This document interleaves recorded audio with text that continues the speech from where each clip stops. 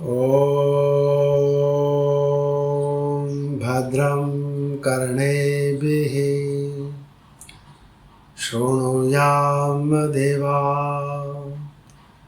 भद्रं पश्येमाक्षभिर्यजत्राः स्थिरैरङ्गैस्तुष्टुभग्गुं सस्तनूभिः व्यशेमहि देवहितं यदायुः गुरुब्रह्मा गुरुविष्णु गुरुदेवो महेश्वरः गुरुसाक्षात् परं ब्रह्म तस्मै श्रीगुरुवे नमः। अखण्डमण्डलाकारं व्याप्तं येन चराचरं तत्पदं दर्शितं येन तस्मै श्रीगुरुवे नमः। श्रुतिस्मृतिपुराणानाम् आलयं करुणालयं नमामि भगवत्पाद शङ्करं लोकशङ्करं शङ्करं शङ्कराचार्यं केशवं बादरायणं सूत्रभाष्यकृतौ वन्दे भगवन्तौ पुनः पुनः। ईश्वरो गुरुरात्मेति मूर्तिभेदविभागिने व्योमवद्व्याप्तदेहाय दक्षिणामूर्तये नमः। ॐ शान्तिः शान्तिः शान्तिः।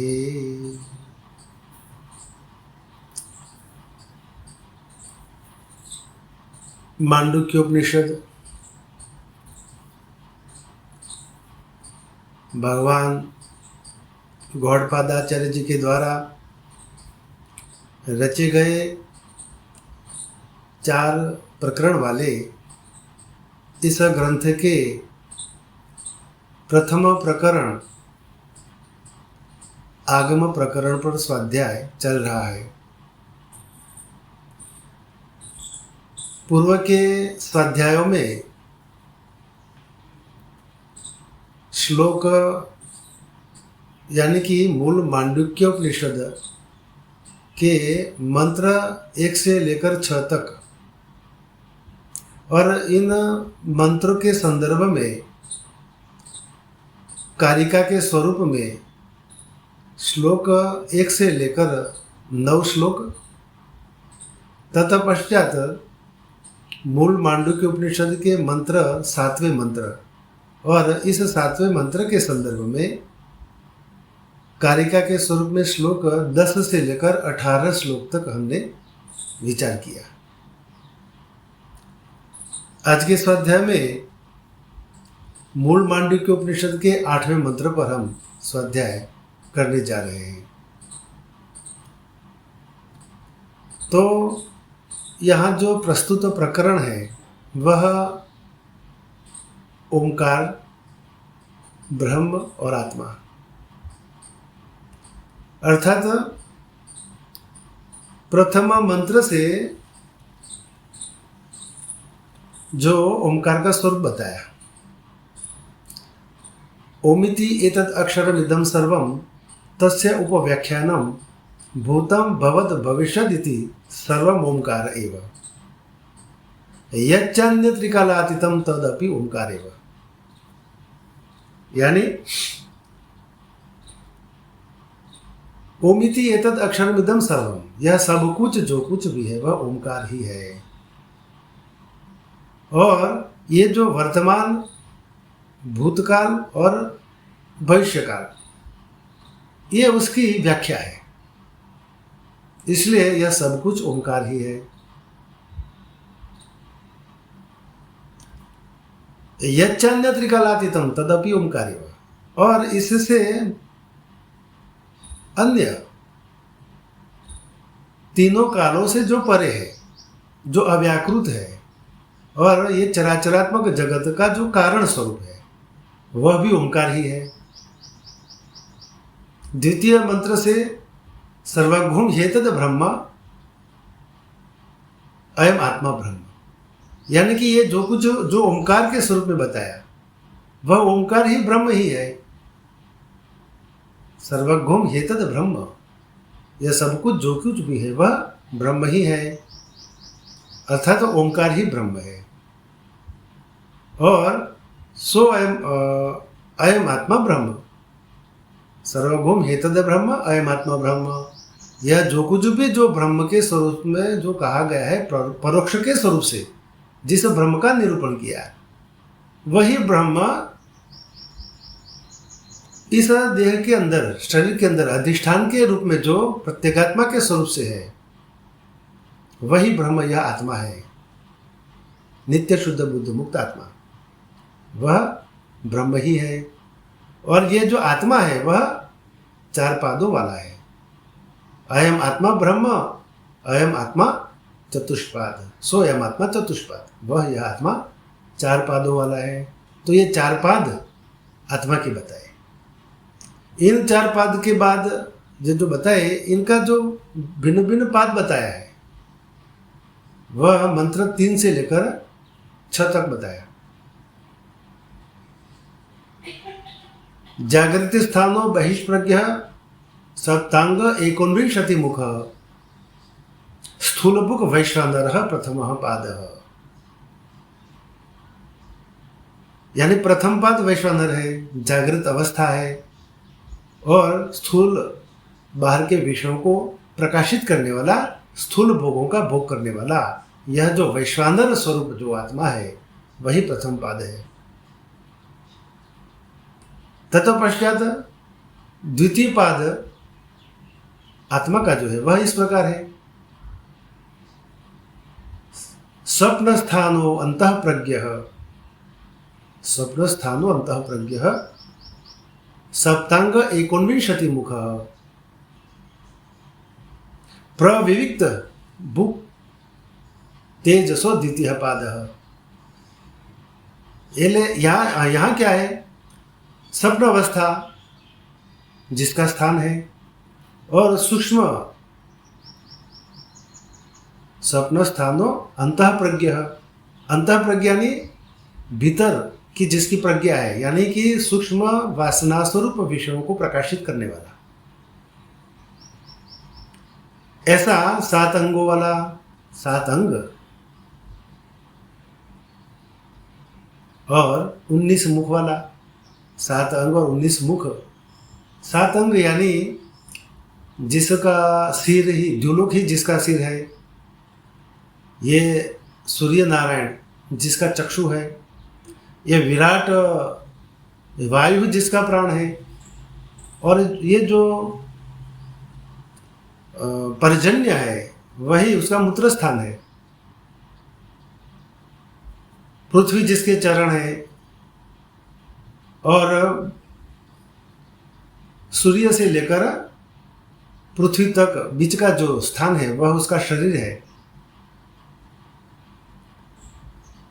और 7वां जो अंग बताए वह जो अग्निहोत्र के स्वरूप में जिसकी कल्पना की गई है वह आहवनीय अग्नि ही जिसका मुख के स्वरूप से उसका 7वां अंग है। इस प्रकार सप्तांग जागृत अवस्था में भी 7 अंग वाला और स्वप्न अवस्था में भी 7 अंगों वाला। यह जागृत अवस्था में वैश्वानर, स्वप्न अवस्था में तेजस। सूक्ष्म विषयों का भोग करने वाला स्वप्न अवस्था में 19 मुख वाला, दोनों अवस्थाओं में 19 मुख वाला है, यानी 5 ज्ञानेंद्रिय, 5 कर्मेंद्रिय, 5 प्राण, मन, बुद्धि, चित्त और अहंकार, यही उपलब्धि के द्वार है। जागृत अवस्था में बाहर के विषयों स्वरूप भोग की उपलब्धि के द्वार, और स्वप्न अवस्था में भी यही 19 जो है वे सूक्ष्म लिंग शरीर में भी वासना स्वरूप विषयों की उपलब्धि के द्वार होने के कारण वे मुख कहे गए हैं। मुख के समान मुख है। इस प्रकार जागृत अवस्था और स्वप्न अवस्था, ये दो आत्मा के भिन्न भिन्न पाद बताए। आत्मा का जो तृतीय पाद है वह प्राज्ञ है। यत्र सुप्तो न कंचन कामम कामयते न कंचन स्वप्नम पश्यति तत् सुषुप्तम। जिस अवस्था में सोया हुआ पुरुष, गाढ़ निद्रा में सोया हुआ पुरुष न तो किसी भोग की इच्छा करता है, न कंचन कामम कामयते, न कंचन स्वप्नम पश्यति, और न तो कोई स्वप्न को देखता है। गाढ़ निद्रा में न तो किसी भोग की इच्छा करता है, न तो कोई स्वप्न देखता है, उसे सुषुप्ति कहते हैं। और सुषुप्ति स्थान एक ही भूत, सुषुप्ति स्थान वह उस प्रकार का स्थान है जहाँ एक ही भूत हो, यानी समस्त जागृतकालीन जो जागृतकालीन जो भिन्न भिन्न कर्मेंद्रिया और ज्ञानेंद्रिया जो होती है, स्वप्नकालीन जिस प्रकार ज्ञानेंद्रिया से सूक्ष्म विषय उपलब्ध करता है, तो ये जो ज्ञानेंद्रिया और कर्मेंद्रिया जागृत और स्वप्न अवस्था में जो होती है, उन सभी का इस सुषुप्ति अवस्था में उपसंहार हो जाता है, एकीभूत हो जाते हैं। इसलिए यहाँ उसे एकीभूत कहा है। एकीभूतो प्रज्ञानगण एवं, यानी कि जागृतकालीन भिन्न भिन्न विषयों का जो ज्ञान प्राप्त करता है, प्रज्ञान प्राप्त करता है। और स्वप्नकालीन विषय सूक्ष्म वासना स्वरूप विषयों का जो प्रज्ञान होता है, इन सभी प्रज्ञानों का इस सुषुप्ति अवस्था में घनीभूत हो जाता है। यानी ये सब अज्ञान से ही होता है। इस अज्ञान से ही भिन्न भिन्न बाहर के स्थूल विषयों का ज्ञान को प्राप्त करता है। वास्तव में अज्ञान स्वरूप ही है। समस्त बाहर के विषयों का ज्ञान अज्ञान का ही परिणाम है, और सूक्ष्म जो वासना स्वरूप जो विषय है उनका जो ज्ञान है वह भी अज्ञान का ही एक परिणाम है। तो ये सभी का जब घनीभूत हो जाता है, प्रज्ञानघन हो जाता है, तब केवल अज्ञान ही शेष रहता है। इस सुषुप्ति अवस्था में ये आत्मा जो है नित्य शुद्ध बुद्ध मुक्त, वह प्राज्ञ के स्वरूप से कहा गया, क्योंकि इसका विषय अज्ञान होता है सुषुप्ति अवस्था में। तो इस प्रकार प्रज्ञानघन एवं आनंदमय हो। सुषुप्ति अवस्था में आत्मा क्या होता है? आनंदमय हो जाता है, आनंद बहुल हो जाता है, और यह आनंद भोग चेतोमुख, और आनंद का ही भोग करने वाला होकर चेतना स्वरूप मुख वाला, चेतना स्वरूप मुख यानी चित्त ही जिसका उपलब्धि का द्वार है। इन भिन्न भिन्न सभी विज्ञानों जो ज्ञान है, जागृतकालीन ज्ञान, स्वप्नकालीन ज्ञान, भिन्न भिन्न विषयों का जो ज्ञान है, उनका उपलब्धि का द्वार यह चित्त ही है, इसलिए उसे चेतोमुख कहा है। प्राज्ञ तृतीय पाद, ऐसा प्राज्ञ नाम वाला जो आत्मा है वह तृतीय पाद है, आत्मा का तृतीय पाद।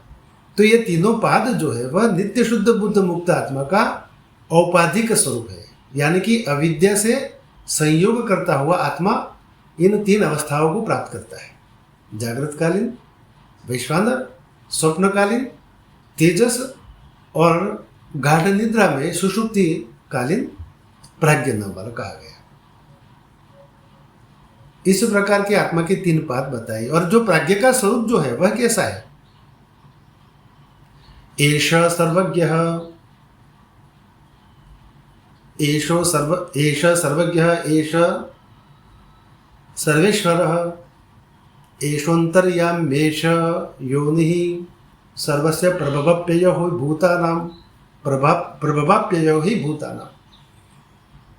एष सर्वज्ञ, ये प्राज्ञान वाला आत्मा जो है लिंग सूक्ष्म कारण शरीर में, वही सर्वज्ञ है और वही सब जीवों का ईश्वर है, सर्व का अंतर्यामी है।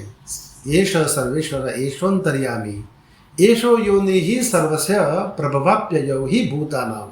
और यही समस्त जीवों की उत्पत्ति और लय का स्थान होने के कारण वह उसका इन सभी का कारण है, कारण स्वरूप है। योनि ही, ये समस्त चराचर जगत का योनि स्वरूप है, उसका कारण स्वरूप है। ऐसा यह प्रज्ञा नाम वाला आत्मा का स्वरूप बताया। तत्पश्चात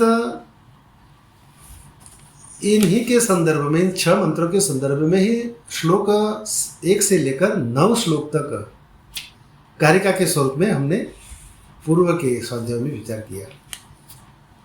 और तत्पश्चात 7वां मंत्र जो है वह मूल मांडुक्य उपनिषद का 7वां मंत्र, इस पर भी हमने पूर्व के स्वाध्याय में हमने विचार किया था। उस 7वें मंत्र से आत्मा का जो चतुर्थ पाद है वह तुरीय पाद है, नित्य शुद्ध बुद्ध मुक्त स्वरूप आत्मा का, वही तुरीय स्वरूप।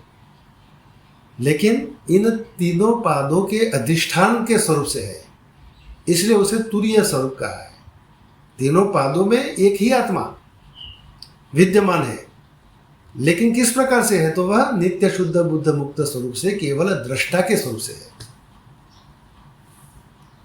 उसका स्वरूप इस मंत्र से जो बताया, नान्तः प्रज्ञम न बहिष्प्रज्ञम न उभतः प्रज्ञम न प्रज्ञानगणम न प्रज्ञम न प्रज्ञम अदृष्टम अव्यवहार्यम अग्राह्यम अलक्षणम अचिंत्यम अव्यपदेशम एकात्म प्रत्ययसारम प्रपंचोपशमम शांतम शिवम अद्वैतम चतुर्थम मन्यन्ते स आत्मा सर्वज्ञ।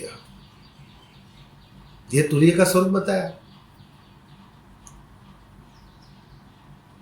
अब यहाँ आत्मा का जो इस प्रकार का जो स्वरूप है, इस 7वें मंत्र से बताया कि जो न अंतः प्रज्ञा है न बहिष्प्रज्ञा है, इन दोनों की बीच वाली अवस्था जो है उभयतः, इस प्रकार का भी प्रज्ञा नहीं है।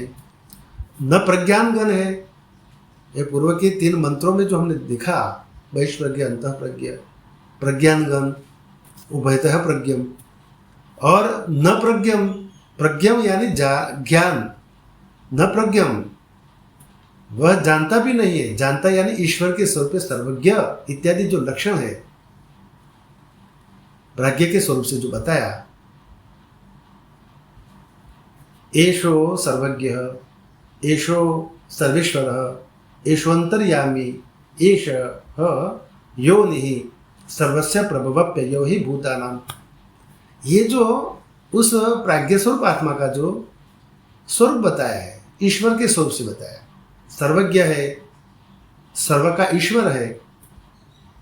तो ये जो सर्व का ईश्वर सर्वज्ञ जिसे कहा है, यानी कि संपूर्ण बाहर के इंद्रिया और उनके विषयों को जानने वाला, एक साथ जानने वाला, ऐसा प्रज्ञ कहा गया। तो वह प्रज्ञ भी नहीं है और एक साथ समस्त इंद्रियां और उनके विषयों को न जानने वाला भी नहीं है।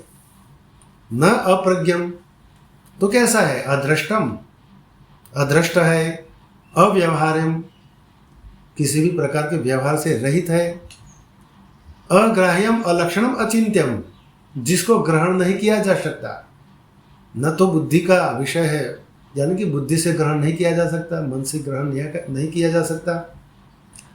अग्राह्यम अलक्षणम क्योंकि वह किसी भी प्रकार के लक्षण से रहित है। जिस प्रकार माया से यानी अविद्या से जब संयोग करता हुआ बहिष्प्रज्ञ, अंतः प्रज्ञ, प्राज्ञ, ये जो उसका लक्षण है उन सभी लक्षणों से रहित है। अचिंत्यम मन बुद्धि से जिसका चिंतन नहीं किया जा सकता, ऐसा अचिंत्य है। अव्यपदेशम, अव्यपदेशम शब्द वाणी का अविषय है। शब्द या वाणी से उसे कहा नहीं जा सकता, उसका वर्णन किया नहीं जा सकता, यानी कि शब्द वाणी का विषय नहीं है। अव्यपदेशम एकात्म प्रत्यय सारम, एक ही आत्मा जिसका प्रत्यय है, ऐसा प्रत्यय वाला जो सार है वही एकात्म प्रत्यय सार, अद्वैत जिसे कहते हैं। और अद्वैत रूप है शांत प्रपंच का उपशम, माया के समस्त प्रपंचों का जो उपस्थम स्थान है वही तुरीय अवस्था आत्मा का स्वरूप है। और शांत है, शिव है, कल्याण स्वरूप है, वेद रूप विकारों से रहित है, इसलिए वह अद्वैत है। वही आत्मा है और वही जानने योग्य है, साक्षात जानने योग्य है। ऐसा इस 7वें मंत्र से हमने पूर्व के स्वाध्याय में विस्तार से विचार किया। और इस मंत्र के संदर्भ में ही कारिका के स्वरूप में श्लोक 10 से लेकर 18वें श्लोक पर हमने पूर्व के स्वाध्याय में विचार किया था। अब यहाँ आज के स्वाध्याय में जिस विषय पर हम जा रहे हैं वह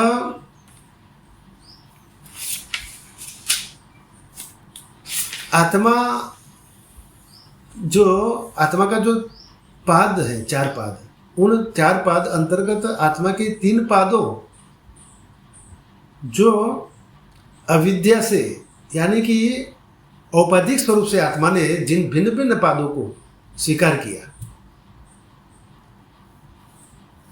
उन पाद जो आत्मा के पाद बताए, ब्रह्म यानी आत्मा, उसके जो पाद बताए हैं, अब यहाँ आत्मा और उसके पादों के साथ पूर्व में जो प्रथम मंत्र से जो कहा है, ओमिति एतद अक्षरम इदम सर्वम तस्य उपव्याख्यानम भूतम भवत भविष्यदिति सर्वम ओंकार, यानी कि ये ओंकार ही सब कुछ है और सर्वगुम हे तद ब्रह्म, अयम आत्मा ब्रह्म। तो ये जो ओंकार ही ब्रह्म है और यह ब्रह्म आत्मा ही ब्रह्म है। तो ओंकार क्या है और ब्रह्म क्या है, वो दोनों एक ही है। अब तक हमने आत्मा को ही विषय करके उस आत्मा के पादों का विचार किया। अब यहाँ क्या करते हैं, उन पादों के साथ ओंकार और उसकी मात्राओं का तादात्म्य करते हैं। ओंकार जो है ब्रह्म ही है, यानी आत्मा ओंकार ही है, लेकिन आत्मा के जो पाद है वे ओंकार की मात्राओं ही है। ओंकार की जो 3 मात्राएं हैं वे ही आत्मा के 3 पाद हैं। इस पर इस 8वें मंत्र से बताया। तो यहाँ भगवान आद्य गुरु शंकराचार्य जी ने लिखा है मंत्र के पूर्व में, अभिधेय प्रधान ओंकार चतुष्पाद आत्मेति व्याख्यातो यह। अभिधेय प्रधान, जिस ओंकार को अभिधेय प्रधान से उसकी व्याख्या जो बताई, अब तक जिस ओंकार रूपक चतुष्पाद आत्मा, ओंकार ही आत्मा है, आत्मा ही ओंकार है, यानी कि अभिधेय कौन है तो आत्मा, और अभिधान क्या है तो ओंकार। तो जिस अभिधान का जो स्वरूप आत्मा है, उस आत्मा के पादों के स्वरूप यानी कि अभिधेय वाच्यार्थ की प्रधानता से जो वर्णन किया 3 पादों और चतुर्थ पाद के स्वरूप से, उन्हीं को अब यहाँ इस 8वें मंत्र से ओंकार के स्वरूप से बताते हैं, ओंकार और उसके पादों के स्वरूप से। तो वह इस प्रकार है 8वां मंत्र, सोऽयमात्माद्यक्षरम् ओंकारोऽधिमात्रम् पादा मात्रा मात्राश्च पादा अकार उकारो मकार इति। सो अयम आत्मा अध्यक्षरम, सो अयम आत्मा अध्यक्षरम ओंकारो अधिमात्रम। तो यहाँ आत्मा को अक्षर के स्वरूप से निरूपण करते हैं, यानी कि सो अयम आत्मा अध्यक्षरम, यानी कि वह यह आत्मा अक्षर दृष्टि से ओंकारो, स्वयं आत्मा अध्यक्षरम ओंकारो, यानी कि वह यह आत्मा अक्षर की दृष्टि से ओंकार ही है, ओंकार है। और अधिमात्रम, वह ओंकार कैसा है? अधिमात्रम, वह ओंकार मात्राओं को विषय करके स्थित है। अक्षर दृष्टि से यह आत्मा ओंकार ही है और यह ओंकार मात्राओं को विषय करके स्थित है। और पादा मात्रा, मात्राश्च पादा, तो यहाँ आगे लिखते हैं कि वह मात्राओं को विषय करके स्थित है और पाद ही मात्रा है। ये जो 3 पाद बताए आत्मा की, 3 पाद, जागृत अवस्था, स्वप्न अवस्था और सुषुप्ति अवस्था, 3 अवस्थाओं के 3 पाद। प्रथम पाद वैश्वानरः, द्वितीय पाद तेजसः, तृतीय पाद प्राज्ञ। ये जो 3 पाद हैं वे पाद ही मात्राएं हैं और मात्रा ही पाद है। मात्रा च पादा, तो वे मात्रा कौन सी है? ओंकार की जो मात्रा है वे अकार, उकार और मकार, ये 3 उस ओंकार की मात्राएं हैं। ऐसा इसका अर्थ है। भगवान आद्य गुरु शंकराचार्य जी ने जो भाष्य किया है वह उस पर विचार करते हैं। सोयम आत्माद्यक्षरम अक्षरम अधिकृत्या अभिधान प्राधान्येन वर्ण्यमानो अध्यक्षरम, वर्ण्यमानो अध्यक्षरम। तो सो अयम आत्मा अध्यक्षरम, वह यह आत्मा अध्यक्षर है। अध्यक्षर, अब यहाँ अध्यक्षर की व्याख्या बताइए। अध्यक्षर किसे कहते हैं? अक्षरम अधिकृत्या अभिधान प्राधान्येन वर्ण्यमानो अध्यक्षरम। अक्षरम अधिकृत्या, अक्षरम यानी अक्षर, अधिकृत्या आश्रय करके, यानी कि अक्षर का ही आश्रय करके, अक्षर का आश्रय लेकर, जिसका अभिधान प्राधान्य वर्ण्यमानो, जिसका अभिधान की प्रधानता से वर्णन किया जाए। अभिधान प्राधान्य वर्ण्यमानो, अभिधान की प्रधानता से वर्णन किया जाए। अभिधान कौन और अभिधेय कौन? तो पूर्व में जो हमने देखा, अभिधेय उस ब्रह्म को कहते हैं, आत्मा को कहते हैं, जिसे वाच्य कहा है। और उस वाच्य को जानने के लिए उसका जो नाम बताया है, आत्मा को क्या कहा है? ओम। तो ये आत्मा जो है वह वाच्य है, ब्रह्म है वह वाच्य है और उसका वाचक ओमकार है। तो यहाँ ओमकार अभिधान हुआ और ये वाच्य जो है वह अभिधेय हुआ। अभिधेय यानी आत्मा। तो यहाँ अक्षर का आश्रय लेकर, जिसका अभिधान की प्रधानता से, अभिधान की यानी इस ओंकार की प्रधानता से, यानी कि जिस आत्मा का जो नामकरण किया है, संज्ञा दी है, जिस आत्मा को जिस संज्ञा दी है, वाचक, उस वाचक की प्रधानता से वर्णन किया जाए, उसे अध्यक्षर कहते हैं। अधि अक्षर, अक्षर का आश्रय लेने वाला, ऐसा उसे अध्यक्षर कहते हैं। और सोयम आत्मा अध्यक्षरम अक्षरम अधिकृत्या अभिधान प्राधान्येन वर्ण्यमानो अध्यक्षरम, इस प्रकार से अध्यक्षर कहा है। अक्षर को आश्रय करके, अक्षर का आश्रय लेकर, जिसका अभिधान की प्रधानता से, अभिधान यानी ओंकार, वाचक, उसकी प्रधानता से जिसका वर्णन किया जाए, यानी आत्मा का जो वर्णन किया जाए, उसे अध्यक्ष कहते हैं। किम पुनः तद अक्षरम इति, वह अक्षर क्या है? किंतु वह अक्षर क्या है? किम पुनः तद अक्षरम इति आह, किंतु वह अक्षर क्या है? इस प्रकार कहते हैं, इस पर कहते हैं। क्या कहते हैं? तो ओमकार, वह अक्षर ओमकार है, किंतु वह अक्षर क्या है? इस पर कहते हैं वह ओमकार ही वह अक्षर है।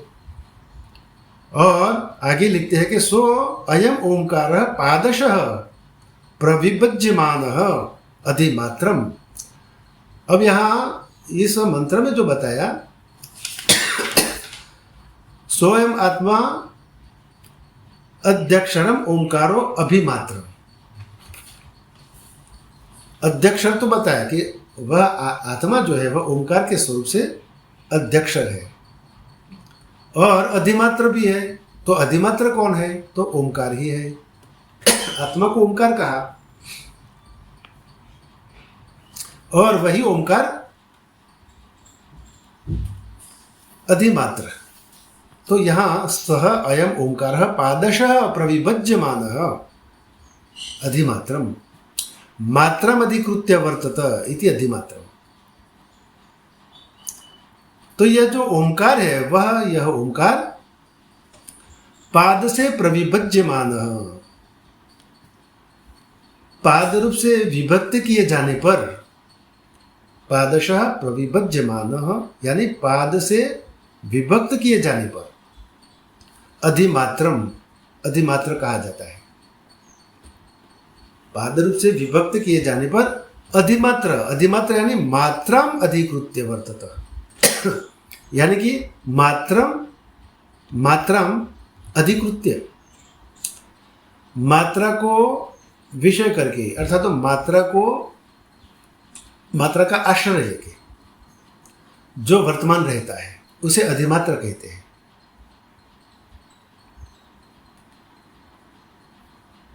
अध्यक्षरम सो अधिमात्रम,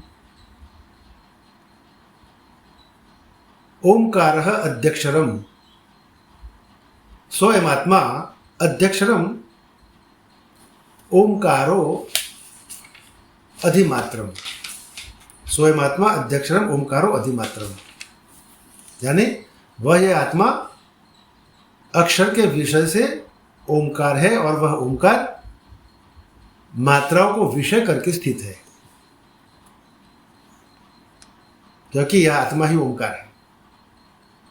और इस प्रकार स्वयं ओंकार पादशः, वह जो यह ओंकार है वह पाद रूप से, भिन्न भिन्न तीन पादों के रूप से प्रविभज्यमान, पाद रूप से विभक्त किए जाने पर अधिमात्रम यानी कि मात्रम अधिकृत्य, मात्रा को आश्रय करके वर्तमान है। वर्तत इति अधिमात्रम, मात्राम अधिकृत्य, मात्रा को, मात्रा का आश्रय, तीन मात्राओं का आश्रय करके वर्ततय वर्तमान है, इति अधिमात्रम, जिसे अधिमात्र कहते हैं।